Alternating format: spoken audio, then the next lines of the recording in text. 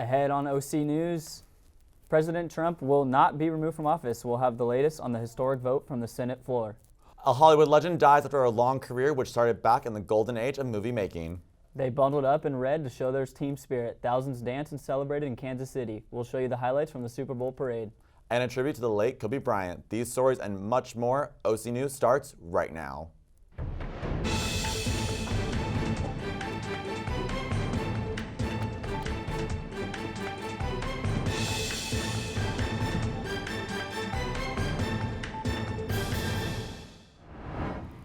Thank you for joining us at OC News. I'm Kyle Fulbright. And I'm Gunnar Texera. OC News is brought to you by the broadcast journalism students at Cal State Fullerton. A very bitter and historical impeachment trial comes to an end. President Trump will stay in office. We now turn to our own Justina Hernandez, who has been following the story. Justina?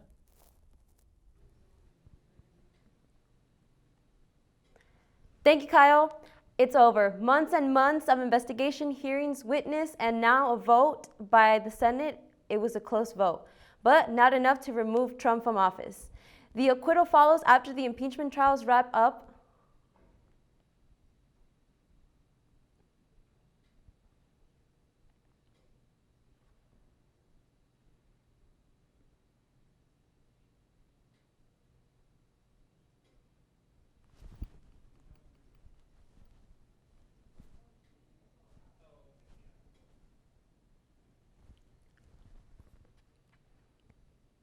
The acquittal follows after the impeachment trials wrap up after long weeks running.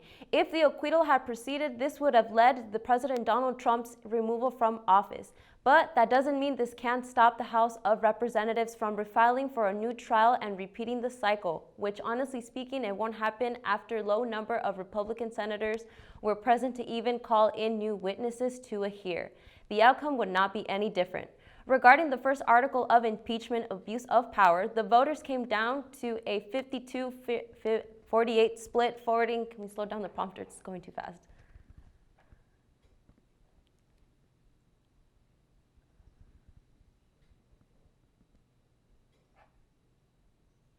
The voters came down to a 52-48 split favoring the acquittal, while the second article, obstruction of Congress, also boiled down to a not guilty verdict of 53-47. Going down in U.S. history as the third presidential impeachment trial, the records will display impeached and charged for all the crimes charged against him, but Donald Trump will remain in office and will continue his normal duties as president. Time will tell if the impeachment trial hurts President Trump's bid for re-election. I am Justina Hernandez, handling back to the main studio. President Donald Trump delivered his third State of the Union address to Congress on Tuesday night. The president didn't mention impeachment, although he is still under the months-long historical circumstances. The theme of this speech is Great American Comeback. He mainly reviewed his accomplishments in his first 3 years and showed his re-election pitch. He said the economy, military, and border securities are the reasons why the state of our union is stronger than ever before. But the divide in Congress is visible in his speech. Before beginning his address, the president snubbed the House Speaker Nancy Pelosi from a handshake. The two reportedly have not spoken since October. Here are the Iowa caucus results. Pete Buttigieg leads Bernie Sanders by 1 point, 3 percentage points, with 86% of the precincts reporting. Buttigieg now leads in 60 counties, while Sanders leads in 18 counties. We're still waiting on the precincts in 57 counties. A legendary actor of the golden age of cinema, Kirk Douglas, has died on Wednesday at the age of 103. Douglas's son and also actor Michael Douglas made the public announcement on his personal Instagram. Kirk Douglas is known for his classic roles in Champion, The Bad and the Beautiful Spartacus, Lust for Life, to name a few. He was nominated 3 times to the Academy of Motion Picture Arts and Science. He also received the highest award that can be given to a U.S. civilian, the Presidential Medal of Freedom in 1981 by President Carter. Our condolences to his entire family and friends during these tough times. The death toll continues to rise in China from the deadly coronavirus outbreak that oriented in the central city of Wuhan. Here are the latest updates. There are now more than 6,000 cases that have been confirmed in mainland China as the Wuhan coronavirus spreads across Asia and the rest of the world. Nearly 500 people in China have died from the virus, health officials said. Thousands more are being infected every day, fueling fears that the virus's spread is not being adequately controlled. The number of virus cases is almost 25,000, including more than 200 outside mainland China and 11 in the U.S. The majority of the cases are still centralized in Hubei, the Chinese province of which Wuhan is the capital. That more than 12,600 people remain in hospital. There's also been a concern raised about daily necessities, not supplies so much as logistics, getting it to people. According to the State Council, upping production to some 20 million face masks a day. Also, there have been significant delays in people getting tested for the coronavirus. They're also trying to up the production of testing kits. A stunning development in a high-profile rape case. NB surgeon charges dropped today. Orange County District Attorney Todd Spencer announced his office will work to drop all charges against Dr. Grant Robicheaux and his girlfriend Sarissa Riley back in 2018. The doctor and Riley were charged with drugging and then sexually assaulting women. Prosecutors said they thought there might be hundreds of victims.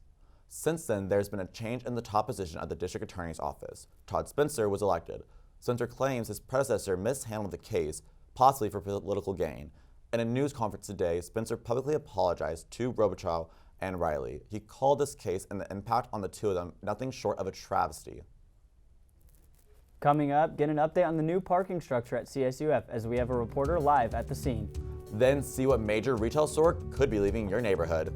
Titan Athletics are in full swing. Stay tuned for an update on their upcoming games.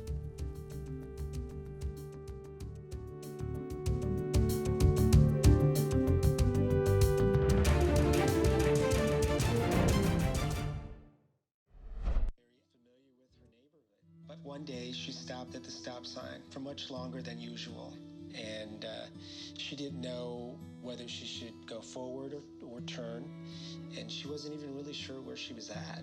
It was very unsettling for her. I felt so much better after my son told me, "Mom, I don't want you to worry or be afraid. I'll be there for you and we'll figure it out."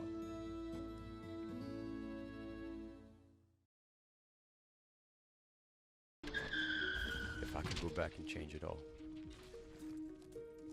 I would. I think I'm gonna miss you the most. I'm sorry. I'm so sorry. I'm so sorry.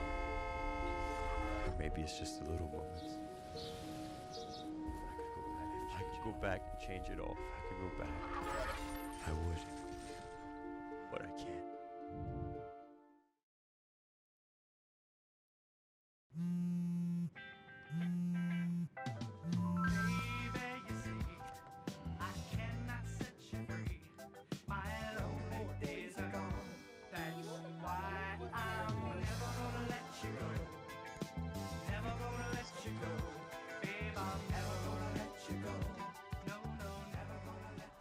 Here you go. Thank you. Thank you.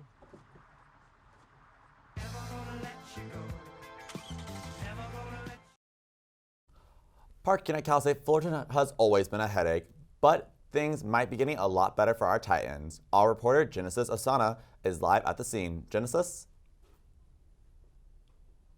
Hey guys. So the East Side parking structure is the newest addition here to Cal State Fullerton. In fall 2020, this structure will open and students will have access to 1,900 new parking spaces.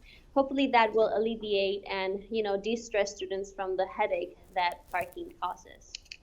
Some of its features, it will be very energy efficient. It will also contain LED lighting, a solar canopy, and it will have 6 levels to it.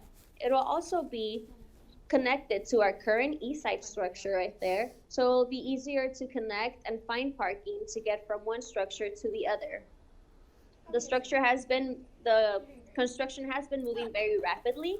It started just this summer, and it's now pretty much almost done. But with the new features, the new structure, the new spaces, it does have a catch because the fee will change. Thank you, Genesis. A man Thank died you. Tuesday evening in a Fullerton shooting. The Fullerton Police Department received a call of shots fired around 5:50 p.m. in the area of Cameo Lane and Pearl Drive. When first responders arrived at the scene, they found an adult male with a single gunshot wound. The unidentified man was later pronounced dead at a local trauma center. And on our Black History Month, Cal State Fullerton focused this year on the theme of love and community. African American Studies lecturer Edward L. Robinson made his way to Cal State Fullerton to read the students a few love letters. These letters are addressed to the community in commemoration of Black History Month, celebrated all through the month of February, and to set the tone for the upcoming Valentine's Day holiday. The event took place on Tuesday night at the Titan Student Union and followed with visitors such as Cal State Fullerton President Fram Vergy and numerous professors showing their support. Yet another department store has publicly announced closure of their stores. The mega department store Macys will be saying goodbye to the closing of roughly 125 stores as early as March during the next 3 years. The corporation also announced it will cut about 2,000 corporate and support positions. They will be closing their offices in San Francisco, which held their tech functions. According to the CEO, Jeff Ginnett, they will focus their resources on the healthy parts of the business and explore new revenue streams with this grand closure. The company produced about $1.5 billion in annual savings. Macys joined the other department stores that have struggled to stay afloat, coming with the rise of Amazon and discounted stores such as TJ Maxx. Macys has listed the stores closing, with 2 locations in California, one in San Diego and the other in Antioch. The department store is scheduled to reveal more information later Wednesday night. Coming up, we have the latest on everything Titan athletics. Plus, find out what star athlete will now be calling LA home. All that and more coming up on OC News.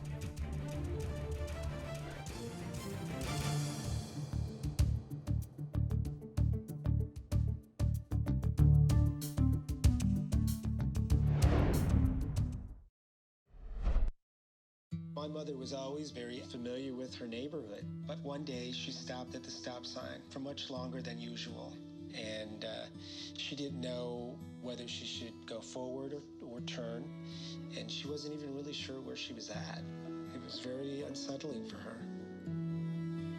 I felt so much better after my son told me, Mom, I don't want you to worry or be afraid. I'll be there for you and we'll figure it out.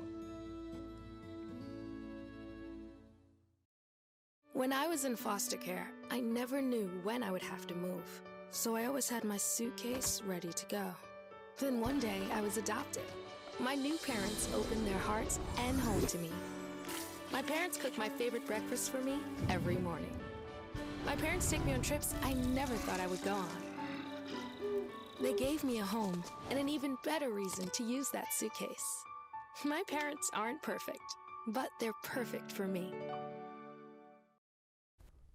Remember what it was like to experience your first trip to Disneyland? Well, Disneyland is having a few makeovers by its favorite web slinger. The excitement, the rides, and the attractions have drastically changed since your childhood trips, and here's what's expected in the expansion of the Avengers theme park. Disneyland has a plan to expand its parks even more. Who knew that was even possible? Their plan is to create a life-size Spiderman replica that flies over the heads of the park goers. Although Disney has kept quiet about all the exciting details, the Imagineering story can be a key component in unveiling the process behind it all. It shows a sneak peek of a test dummy flying through the air, and we can easily assume that this is our likely superhero. Disney has not yet released any footage or picture leaking the actual design process, but we can all expect it to be a thrill worth waiting for. To keep us updated with Titan athletics and more, we're now sending it over to Julio Marquez. Julio? Hey everyone, my name is Julio Marquez, and it's an action-packed weekend for Cal State Fullerton Athletics. Let's start with the men's basketball as they host UC Riverside tonight. After tonight, the Titans only have 7 games left before the Big West Conference tournament, including against UC Davis Saturday at 7:30 p.m. Crossing over to women's basketball, with 9 games left in the regular season, they host UC Davis tomorrow night at 7 p.m. and UC Riverside this Saturday at 5 p.m. Swinging it to the field, softball is back at Cal State Fullerton with the Titan Classic. They will host Middle Tennessee tomorrow night, San Jose Friday, a doubleheader with Utah State and Pacific on Saturday, and Loyola Marymount on Sunday. It's not even July 31st, and the hot stove turned up the heat last night with the blockbuster trade. The Boston Red Sox traded outfielder Mookie Betts and starting pitcher David Price to the Los Angeles Dodgers in a 3-team trade. The Dodgers sent outfielder Alex Verdugo and Brusar Graterolo to the Red Sox and Kenta Maeda to the Twins. Both Betts and Price won a World Series with the Red Sox in 2018 and respectively won an MVP and Cy Young Award. The Dodgers have also traded outfielder Jock Peterson and Ross Stripling to the Angels along with a prospect in exchange for infielder Luis Refingo and 2 prospects. There are more players to be moved within this trade, according to Bob Nightingale of USA Today. After ending a 50-year championship drought, the Kansas City Chiefs fans celebrated in below 30-degree weather at a parade today. World Wrestling Entertainment COO Paul Levesque, also known as Triple H, awarded the Chiefs with a customized championship belt, which Travis Kelce is holding. The Chiefs beat the 49ers in Super Bowl 54, 31-20. I had the chance to visit the memorial site for Kobe Bryant at LA Live and asked Laker fans what impact did he have on their personal lives. Take a look. Los Angeles is still in mourning of Lakers icon Kobe Bryant's sudden death as Laker fans are still flooding LA Live to pay their respects. Kobe! Kobe! Kobe! Kobe! Before a painful loss to the Portland Trail Blazers, Usher sang Amazing Grace.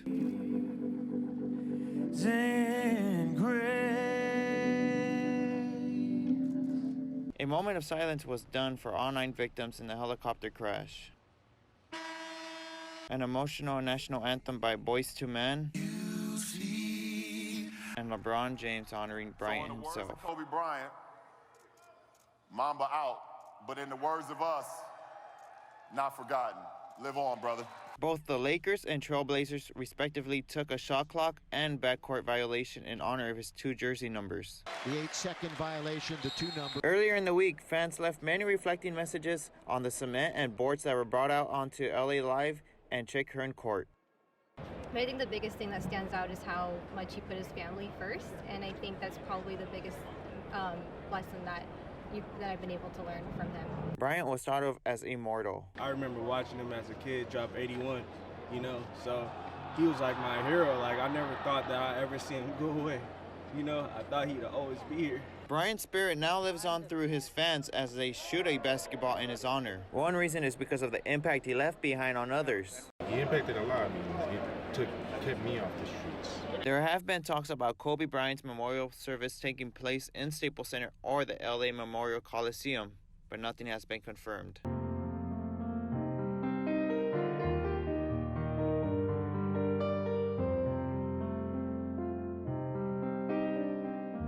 Kyle and Gunnar, that's all I have today. Back to you guys at the studio. Thank you, Julio. Yeah, Gunnar, it's a very sad story, and the memorials aren't even just popping up around LA, but also worldwide, and it shows how many lives Kobe really touched. This is just losing someone of so much significance in the world of sports and just like the world itself. There's no better explanation for it. It's so surreal. But thank you again for joining us for this edition of OC News. We'll see you back here every Monday and Wednesday live at 5 for the latest news affecting the Cal State Fullerton community. I'm Kyle Fulbright. And I'm Gunnar Texera. Good night, Titans.